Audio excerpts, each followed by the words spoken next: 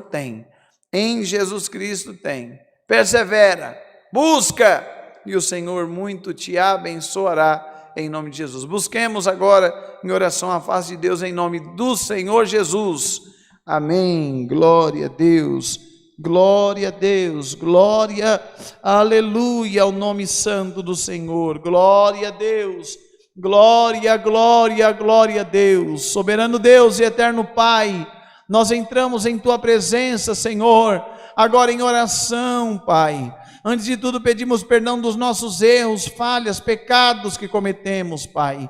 E pedimos a Ti, Senhor, vem, Pai, aleluia, atuar com Teu poder, Pai, com a Tua unção, com a Tua glória, sobre cada vida, sobre cada pessoa que agora, Pai, conosco oram.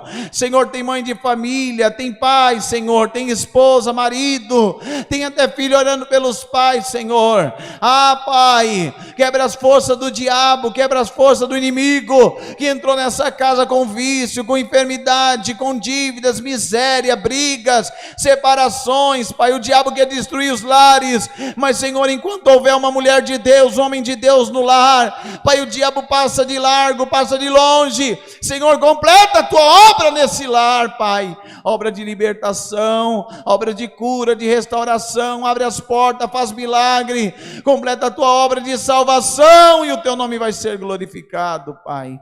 Senhor, eu oro agora, Pai, pela vida financeira do Teu povo, oro, Senhor, pela vida profissional do Teu povo, oro por todos, Pai, que tem, Senhor, uma causa na justiça, oro pelo empresário, pelo empregado, pelo desempregado. Senhor, faz uma obra na vida deste que crê, Senhor.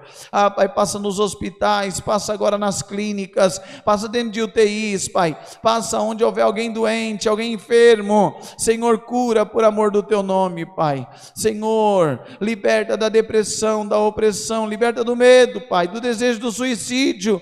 Senhor, em nome de Jesus, liberta, Pai, limpa, Pai, a mente, o coração dessa pessoa. Senhor, fala conosco através da Tua palavra, manda do céu a Tua palavra, usa, Pai, da nossa vida para falar com a Tua igreja, Pai, e fala conosco por amor do Teu nome. Toma boa guia deste culto, e tudo que aqui acontecer, seja para a honra e a glória do Teu nome, Pai. Senhor, apresento todos os pedidos de oração, apresento todas as causas, tudo e todos nas Tuas mãos.